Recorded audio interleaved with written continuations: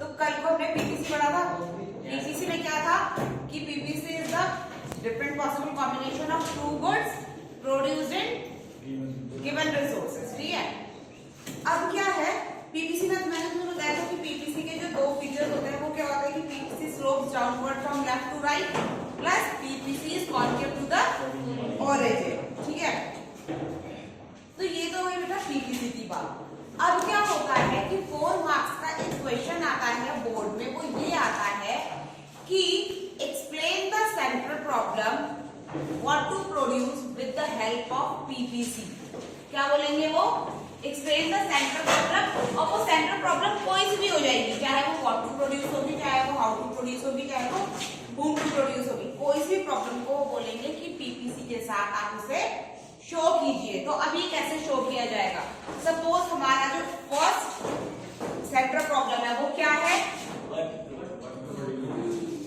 What to, और ये बहुत इंपॉर्टेंट है। ठीक है, क्या प्रोड्यूस करना है, राइट? अब देखो पीपीसी कैसा होता है हमारा, ऐसा होता है पीपीसी, है ना, डाउनवर्ड लेफ्ट टू राइट। और हमने एक और चीज मैंने कल जब तुम्हें टेबल करके दिखाया था तो उसमें क्या था कि जब भी हम किसी ए गुड का प्रोडक्शन बढ़ाते हैं तो हमें बी गुड को कम करना पड़ता है, बी बढ़ाते हैं तो ए को कम करना पड़ता है। तो सेम व्हाट टू प्रोड्यूस में सपोज हमने ये करा कि एक अगर हमने ये एप्पल प्रोड्यूस करे और ये हमने कॉटन प्रोड्यूस किया, तो सपोज एप्पल अगर हमने 100 करा तो कॉटन 0 रहेगा, एप्पल 80 हुआ तो कॉटन 20 होगा, ऐसे ही चलता रहेगा था ना। फिर ये आपका 40 हो जाएगा और एक टाइम आएगा कि ये 0 और ये 100 हो जाएंगे, ऐसा था। ठीक है, तो मतलब क्या है कि एक को बढ़ा रहे हैं तो दूसरे को डिक्रीज करना पड़ रहा है। तो इस केस में आपका जो पीपीसी होगा वो कैसे बनेगा? देखो इसमें आपको टेबल नहीं बनानी है, आपको सिंपल कर्व बनानी है। बेटा देखो जो आप लोगों ने 11th में बनाया है वो आप लोगों ने बनाया है ग्राफ। ग्राफ के लिए आपको टेबल चाहिए होती है प्रॉपर, कि भाई सपोज हमने सैलरी दिखानी थी तो हम बोलते थे कि कौन ए की सैलरी इतनी थी, बी की सैलरी इतनी थी, और उसको फिर हमने बार ग्राफ के थ्रू ग्राफ में एक पॉइंट मिला के दिखा दिया। लेकिन अब जो हम इकोनॉमिक्स में पढ़ेंगे हम वो पढ़ते हैं कर्व्स। कर्व्स का मतलब क्या होता है? ये आपके ग्राफ नहीं है, इनके लिए ये भी जरूरी नहीं है कि आप इसको ग्राफ पेपर पे ही बनाओ, ये भी जरूरी नहीं है, सिंपल विदाउट डेटा भी हो सकता है। तो अब देखो क्या है, सपोज हमने एक कर्व दिखाया व्हाट टू प्रोड्यूस में, ये आपका हो गया गुड ए और ये हो गया आपका गुड बी। ठीक है, अब हम क्या जानते हैं कि अगर गुड बी हमने इतना प्रोड्यूस किया तो ए हमारा सपोज इतना प्रोड्यूस हो रहा है, राइट? अब अगर हमने गुड सपोज ये है पी पॉइंट और ये हो गया क्यू पॉइंट, अब अगर हमने गुड एक्स जो गुड ए है इसको अगर हमें बढ़ाना है तो हमें क्या करना पड़ेगा? गुड बी को घटाना पड़ेगा, मतलब ये कर देंगे यू और ये हो जाएगा आपका बी पॉइंट। ठीक है, मतलब एक को कम किया तो दूसरे को बढ़ाया, एक को हमने यहां से यहां कम किया तो दूसरे को यहां से हमने बढ़ा दिया, और ये बन गया आपका व्हाट टू प्रोड्यूस का पीपीसी। आया समझ? ठीक है, कोई इसमें परेशानी वाली बात नहीं है। अब आता है आपका सेकेंड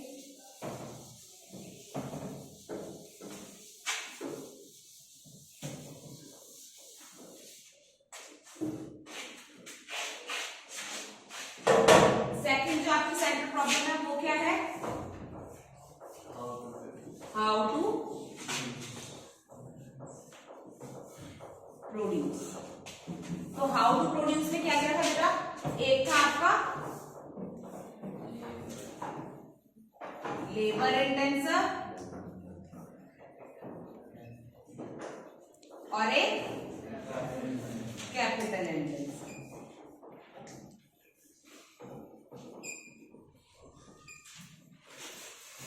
सिंपल सी बात बताओ कि कोई भी काम अगर कोई मशीन कर रही है तो वो कम टाइम में ज्यादा काम करेगी या लेबर कम टाइम में ज्यादा काम करेगी? मशीन। तो इसको सपोज हमने ये कर्व बनाया, ये ठीक है, पहले जब हमने लेबर इंटेंसिव काम कराया तो हमारा प्रोडक्शन हुआ ये, सपोज ये रहा होगा 50 गुड ए और गुड बी हुए होंगे और सपोज करो 40, ठीक है, ये था हमारा लेबर इंटेंसिव।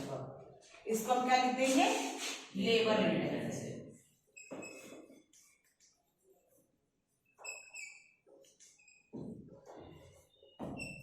अब हमने कैपिटल इंटेंसिव वर्क किया, यानी कि कैपिटल इंटेंसिव अगर हमने काम लगा दिया तो अब मशीन तो जल्दी जल्दी बहुत सारा काम करेगी, तो क्या होगा? प्रोडक्शन हमारा बढ़ जाएगा, बढ़ जाएगा ना। अब गुड ए जो है वो 50 की जगह 60 होने लगेंगे और जो गुड बी है वो 40 की जगह 50 होने लगेंगे। तो ये क्या हो जाएगा आपका? Capital.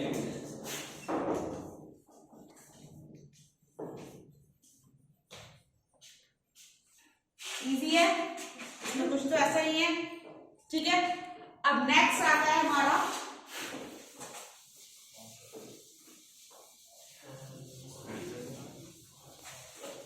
Centre problem, move to produce.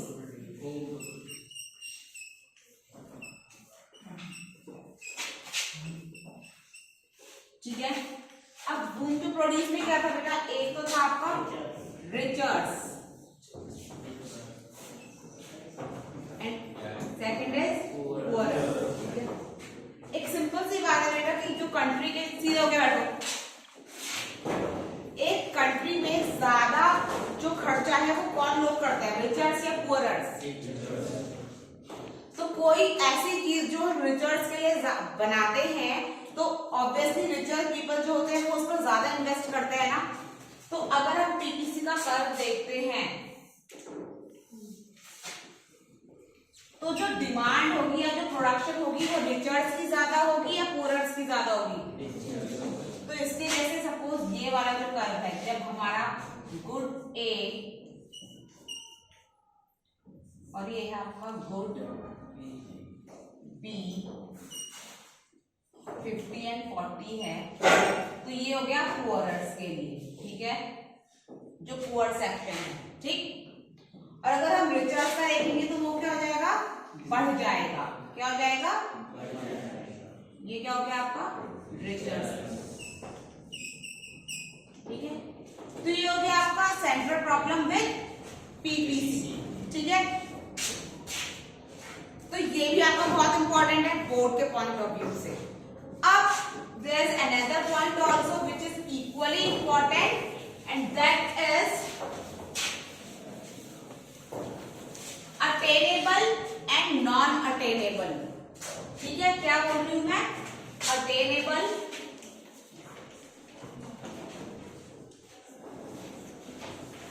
And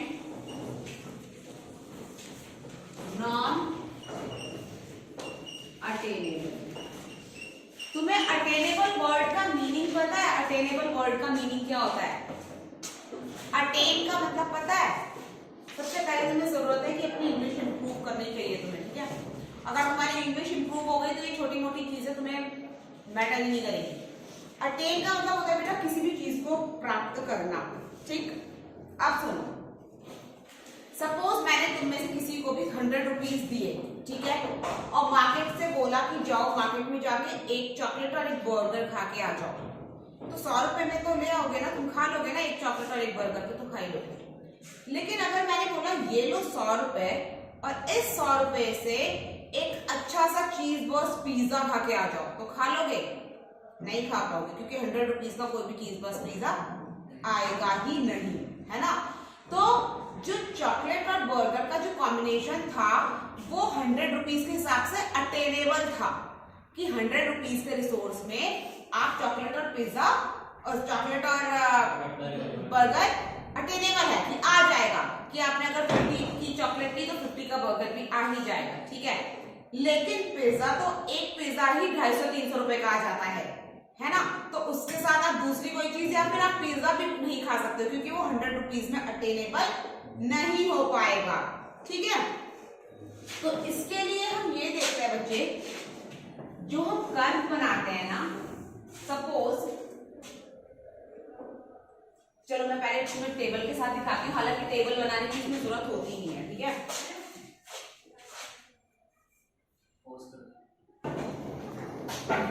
देखो मैं तुम्हें टेबल के थ्रू समझाती हूँ। ये है बेटा, हम गुड ए और बी ही लेके चलेंगे। ठीक है, ए और बी मान के चलो, गुड ए और गुड कुछ भी हो सकता है। तो इसका जो फर्स्ट कॉम्बिनेशन है, combination A B C D, apple है ये और ये बनाना है। ठीक है, फर्स्ट कॉम्बिनेशन है 10 और ये हो गया आपका, चलो ये 50 और ये 10, 40 20, देन 30 और ये हो जाएगा आपका 40, एंड देन ये हो गया आपका 10 और ये हो गया आपका। ठीक है, सपोज ये कॉम्बिनेशन आपने बनाया। अब अगर हम इसे कर्व में डालेंगे तो वो कैसे बनेगा? ये एप्पल है, ये है बनाना। ठीक,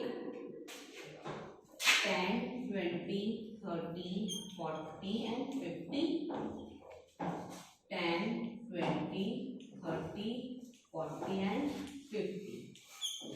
फर्स्ट पॉइंट आ गया आपका यहाँ पे, देन यहाँ सी का है आपका 30 एंड 40, 30 एंड 40, 10 एंड 50। तो ये आपका बन जाएगा इस तरीके से। ठीक है, ये बन, ऐसा क्यों बना कि अब सपोज मैंने तुम्हें बोला कि आप इस कर्व में पॉइंट 70 दिखाओ, 70 का प्रोडक्शन दिखाओ, तो क्या आप 70 के प्रोडक्शन को दिखा सकते हो? यहाँ पे नहीं दिखा सकते। क्यों? क्योंकि आपके पास इतने रिसोर्सेज ही नहीं है कि आप 50 से आगे पहुंचो, है ना? क्योंकि हमारे पास जो रिसोर्सेज थे वो केवल मैक्सिमम हमारे पास सपोज करो कि 100 रुपीज ही थे, जिससे हम ज्यादा से ज्यादा एप्पल भी 50 ही ले सकते थे और बनाना भी केवल 50 ही ले सकते थे। ठीक है, क्योंकि 2-2 रुपए के। ठीक है, अब अगर मैं बोलूंगी कि इन्हीं 100 रुपीज में से आपको 90 एप्पल अटेन करने हैं, तो हम कर सकते हैं? नहीं कर सकते हैं। तो जब हम अटेन नहीं कर सकते हैं तो हम इस कर्व में भी नहीं दिखा सकते हैं, नहीं दिखा सकते ना। इट मींस कि अगर हम 50 से ज्यादा एप्पल या 50 से ज्यादा बनाना लेते हैं तो हमारे पीपीसी में कर्व के बाहर आ जाएगा। बाहर मतलब उस कर्व में नहीं आएगा, कहीं बाहर का ही पॉइंट बनेगा, वो कर्व के बाहर का पॉइंट, क्योंकि हम उसे अपने रिसोर्सेज से अटेन नहीं कर पाए हैं, ले नहीं पाए। तो ऐसे रिसोर्सेज को हम ऐसे गुड्स को बोलते हैं नॉन अटेनेबल। क्या बोलते हैं? जिनको कि हम अटेन नहीं कर पाए हैं, जिनको हम प्राप्त नहीं कर पाए हैं। और हर वो चीज जो आपके पीपीसी के पॉइंट पर आ चुकी है, अंदर का जो भी है, जो चीज है, जो पॉइंट है आपका, ये जिन पॉइंट पर आपका कर्व बना है वो पॉइंट होते हैं आपके अटेनेबल। क्या होते हैं? हर एक पॉइंट 50 10 40 20 30 40 10 50, ये हर एक पॉइंट आपका अटेनेबल गुड है कि आप 50 एप्पल ले सकते हो, 10 बनाना ले सकते हो, 40 एप्पल भी ले सकते हो, 20 बनाना ले सकते हो, 50 बनाना ले सकते हो, 10 एप्पल ले सकते हो, क्योंकि ये आपके 100 रुपए के अंदर अंदर आएगा। ठीक है, उसके अलावा आप कोई भी चीज नहीं ले सकते हो। तो क्या होगा, जो चीज आप नहीं ले पाओगे, जो पीपीसी के कर्व के बाहर है, वो नॉन अटेनेबल है, और जो कर्व और जो पॉइंट कर्व पर है, on the curve, the point on the curve, वो होते हैं आपके अटेनेबल। ठीक है, तो कई बार पेपर में ना बेटा क्या क्वेश्चन आ जाता है, कई बार तो ये आ जाता है कि give the definition of attainable goods या नॉन अटेनेबल। कई बार ऐसे आ जाता है ये दे देंगे आपको जैसा आपकी बुक में दिखाया हुआ है, ये ऐसे कर देंगे, ऐसे कर देंगे, A point B, point C, point D, point E. बोलेंगे which point is considered as non attainable good. कौन सा रहेगा नॉन अटेनेबल? पॉइंट ई। ठीक है, आया समझ? अब इन्हीं को फेजिएबल एंड नॉन फेजिएबल भी बोलते हैं। जिनको हम अटेनेबल बोलते हैं ना, जो हमने प्राप्त किए हैं, वो होते हैं फेजिएबल, और जो नॉन अटेनेबल होते हैं वो होते हैं नॉन फेजिएबल। ठीक है,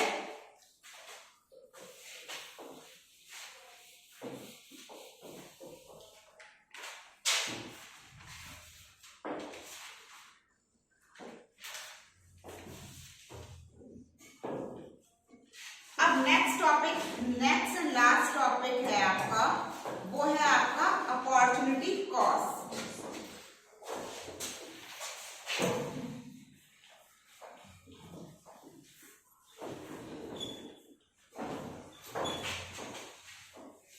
अपॉर्चुनिटी कॉस्ट। अब देखो अपॉर्चुनिटी कॉस्ट क्या होता है। अपॉर्चुनिटी का मतलब क्या होता है? चांस। कॉस्ट कीमत। तो किस कीमत पर आपको चांस मिल रहा है वो हो गया आपका अपॉर्चुनिटी कॉस्ट। सपोज 10 बच्चों की एक टीम है जो गेम खेलने जा रही है। अब जो 11th जो एक बच्चा आता है पीछे से कि मुझे भी टीम में रख लो, मुझे भी टीम में रख लो, तो बच्चा है तो बहुत अच्छा गेम में, मगर टीम तो केवल 10 की ही बन सकती है। अब क्या होगा? तो या तो कोई बच्चा उस टीम से विड्रॉ करे, तो जो बच्चा टीम से विड्रॉ करेगा और उसकी जगह पे वो दूसरा बच्चा आएगा, तो वो होता है अपॉर्चुनिटी कॉस्ट। ये तो बच्चों के उसमें बताया मैंने। अदरवाइज अपॉर्चुनिटी कॉस्ट जो है वो यूज होता है प्रोडक्शन ऑफ गुड्स के बेसिस पर ही। देखो इसको एक तरीके से समझाते हैं। वैसे तो ये भी मनी और गुड्स के बेसिस पर ही समझा जाता है, लेकिन देखो सपोज ये आपका एक पीस ऑफ लैंड है। ज्यादा नहीं पढ़ाऊंगी, बस आज इतना ही पढ़ाऊंगी, ये लास्ट टॉपिक है तुम्हारा। ठीक है,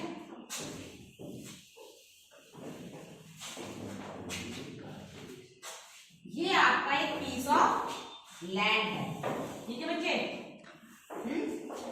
अब इस पीस ऑफ लैंड पर इतने पार्ट में आप प्रोड्यूस कर रहे हो राइस, और इतने पे आप प्रोड्यूस कर रहे हो व्हीट। ओके, ठीक। सपोज यहां पर आप प्रोड्यूस कर रहे हो 5 kg राइस, यहां प्रोड्यूस कर रहे हो आप 10 kg व्हीट। ठीक। अब जो राइस का प्रोड्यूसर है ना, जो व्हीट का प्रोड्यूसर है, वो बोलता है कि मुझे ना, मेरे पास डिमांड और आ रही है, मुझे थोड़ा सा व्हीट और लगाने की जरूरत है, और वो राइस के प्रोड्यूसर के पास जाता है और बोलता है कि मुझे अपनी थोड़ी सी लैंड और दे दो, सो दैट मैं व्हीट का प्रोडक्शन और बढ़ा सकूं। ठीक है, तो राइस वाले ने अपना इतना पार्ट और दे दिया इसे। तो ये क्या हो गया उसके लिए? अपॉर्चुनिटी कॉस्ट, कि इसने अपना सैक्रिफाइस कर दिया। मतलब क्या हुआ कि सेम वही जो मैंने तुम्हें बताया था ना कि पीपीसी में क्या होता है कि एक गुड्स घटता है तो दूसरा बढ़ता है। तो सेम वही कि जब एक चीज का प्रोडक्शन कम हुआ तो दूसरे को उसका अपॉर्चुनिटी कॉस्ट मिल गया। ठीक है, तो ये तो हो गया अपॉर्चुनिटी कॉस्ट। अब अपॉर्चुनिटी कॉस्ट की अगर हम डेफिनेशन देखेंगे तो वो क्या बोल रहे हैं? देखो अब proper definition, opportunity cost is availing one opportunity in term of losing the other opportunity. Opportunity cost क्या है? एक opportunity को लेना, वीक वाले को opportunity milli in terms of losing the opportunity of other good. दूसरे goods की opportunity को lose करके, sacrifice करके, जो पहले goods को और ज्यादा increase करने की जो opportunity है वही opportunity cost है। ठीक है, in other words it is the cost of shifting resources from one use to another. It is equal to the loss of output when resources are shifted from one use to another. जब आप अपने resources को, resource क्या है आपका? Land है पूरा, ये पूरा लैंड आपका क्या है? रिसोर्स है। अब इस रिसोर्स पे चाहे तो आप राइस उगा रहे थे और बीट उगा रहे थे, अब चाहे तो आप राइस को कम करके और ज्यादा बीट उगा लो, तो भी क्या होगा, राइस की कमी करनी पड़ेगी, डिक्रीज करना पड़ेगा ना इसका प्रोडक्शन, इसको लूज करना पड़ेगा, इसको लॉस होगा, इसको लॉस होगा तो इसको गेन होगा, है ना, या फिर इसको गेन होगा, इसको लॉस होगा तो फिर इसको गेन होगा। तो यही जो होता है वो अपॉर्चुनिटी कॉस्ट होता है, ठीक है।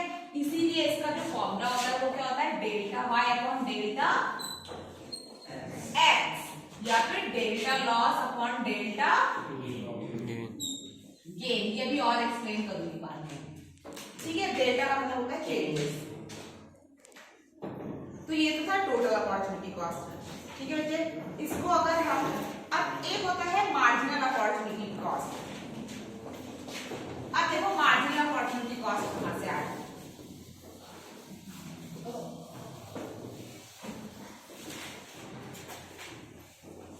टेबल के थ्रू समझा रही हूं, ठीक है। सपोज आपके पास है 60 रुपीज, ठीक है, 60 रुपीज है आपके पास। अब आप गुड ए जो कि है 2 रुपीज का और गुड बी जो कि है 1 रुपीज का, ये लेने जा रहे हो मार्केट के अंदर, ठीक है। तो फर्स्ट जो आपका कॉम्बिनेशन है, उस कॉम्बिनेशन में आपने गुड ए जो है 30 लिए, कितने लिए, तो यानी कि आपने कितने पैसे डाल दिए हैं,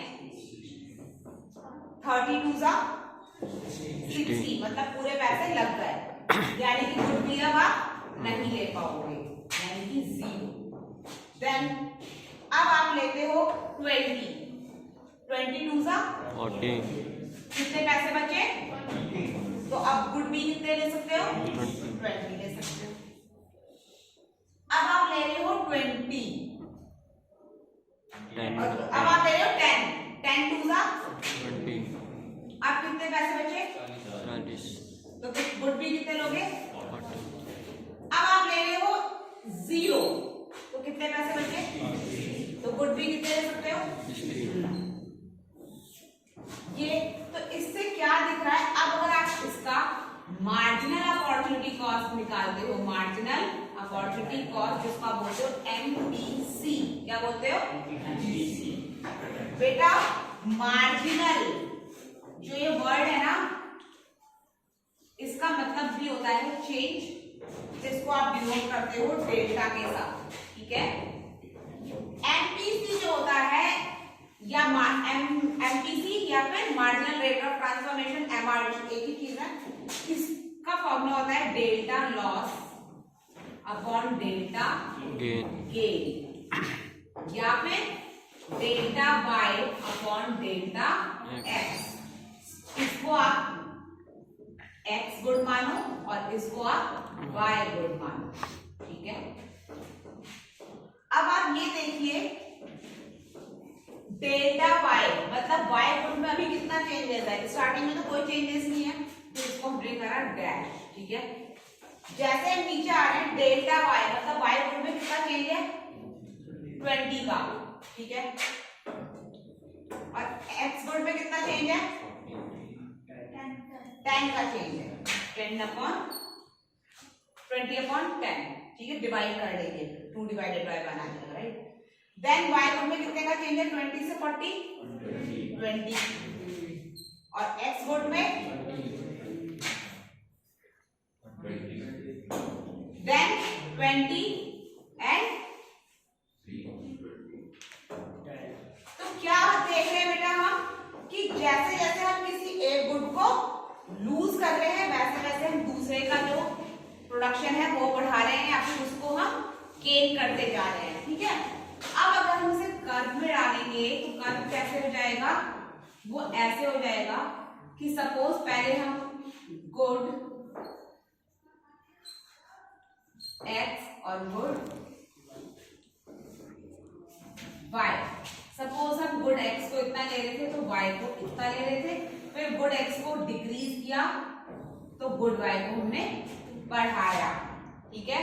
तो ये क्या हो जाएगा हमारा, ये वाला पोर्शन क्या शो कर रहा है, डेल्टा लॉस को शो कर रहा है। यहाँ पे लॉस हुआ तो यहाँ पर क्या हुआ, गेन हुआ। ठीक है, ये वाला पोर्शन क्या दिखा रहा है, ये लॉस और ये गेन। ये वाला ट्रायंगल जो है वो ये शो करता है। ठीक है, आ रहा है समझ? तो ये है आपका MRT।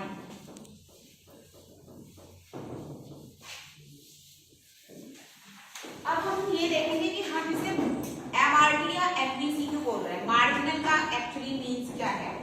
देखो अभी तक मैंने ये बोला था कि अगर ये एक पीस ऑफ लैंड है, इसमें ये राइस लगा रहे हो और ये बीट लगा रहे हो, तो जितना राइस वाला दे देगा वो बीट के लिए अपॉर्चुनिटी कॉस्ट रहेगा, मगर ये तो टोटल अपॉर्चुनिटी कॉस्ट था। मार्जिनल अपॉर्चुनिटी कॉस्ट क्या है? मार्जिनल अपॉर्चुनिटी कॉस्ट का मतलब होता है in total opportunity cost after sacrificing the each successive unit means इस बीट के प्रोडक्शन में जो भी चेंजेस आएंगे, कब? हर एक यूनिट के सेक्रीफाइस होने पर। सपोज बीट वाला फर्स्ट डे गया राइस वाले के पास, उसने वो बीट जो है अभी 5 kg लगा रहा था, वो फर्स्ट डे गया, राइस वाले ने कहा चलो तुम मेरा इतना पीस ऑफ लैंड और ले लो, तो अब जो बीट है वो इतने एरिया में प्रोड्यूस किया करेगा, कितने में, तो अब वो 5 kg की जगह 8 kg प्रोड्यूस करने लगा। ठीक है, ठीक है, 5 से कितना हो गया उसका प्रोडक्शन, 8। फिर वो नेक्स्ट डे गया कि यार थोड़ी सी लैंड और चाहिए, तो राइस वाले ने कहा कि चलो अब तुम इतना और ले लो, तो अब वो 8 की जगह 15 kg प्रोड्यूस करने लगा। कितना करने लगा, 15 kg। ठीक है, फिर वो नेक्स्ट डे जाकर थोड़ा सा और लैंड मांग के लिया था इतना, तो अब वो कितना प्रोड्यूस करने लगा, 20। तो बेटा इसमें मार्जिनल क्या है? मार्जिनल ये है कि जो चेंजेस आते चले जा रहे हैं। पहले क्या चेंज आया, कुछ भी नहीं, 5 था 5 है, 5 के बाद 8 का चेंज आया। कितने का चेंज आया, 3 का चेंज आया। देन 8 to 15 कितने का चेंज आया, 7 का चेंज आया। देन 15 to 20 कितने का चेंज है, 5। तो ये जो अमाउंट निकल के आ रही है, द चेंजेस अकर्स का मतलब होना, the changes occurs after each successive unit. Each successive हर एक यूनिट के बाद, ये हो गई यूनिट, जो ये है पहले इतना पोर्शन, फिर इतना पोर्शन, फिर इतना। चाहे वो पैसे दे सकते थे कि पहले मैंने तुम्हें 100 रुपए दिए, फिर मैं तुम्हें 150 दे रही हूँ, फिर मैं तुम्हें 200 दे रही हूँ, तो वो क्या है, after each successive unit the changes occurs in total, तो वो होता है आपका मार्जिनल कॉस्ट। क्या है ये आपका, ये 3 क्या हुआ, मार्जिनल कॉस्ट, 7 क्या है, मार्जिनल अपॉर्चुनिटी कॉस्ट, 5 क्या है, marginal opportunity cost. After sacrificing each successive unit, हर एक सक्सेसिव यूनिट को सैक्रिफाइस करने के बाद जो भी चेंजेस आते हैं वो मार्जिनल अपॉर्चुनिटी कॉस्ट है। तो इसके लिए वो पंचिंग वर्ड कौन सा हो गया, after sacrificing each successive unit, each successive unit या फिर ईच एडिशनल यूनिट। ये इनमें से कोई एक वर्ड लिखना बहुत जरूरी रहेगा।